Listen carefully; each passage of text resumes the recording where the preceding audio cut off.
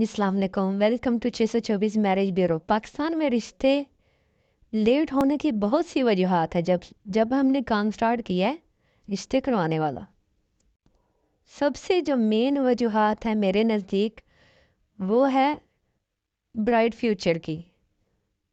कोई अच्छी जॉब मिल जाए। जब जॉब मिल जाती है तो मकान घर घर बनाने पे फोकस कर लेते हैं और इसी चक्कर में अपनी एज ओवर कर लेते हैं।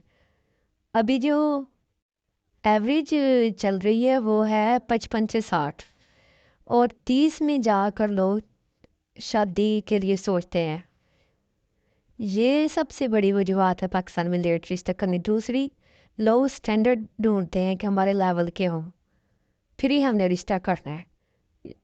और तीसरी सबसे मेन वजूहत खूबसूरती।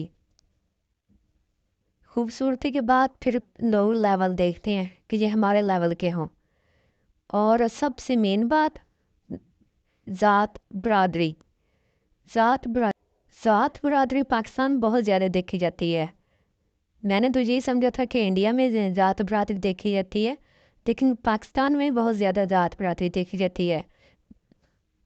हर बंदा अपनी ज़ात से बाहर रिश्ता नहीं करना चाहता बिल्कुल भी।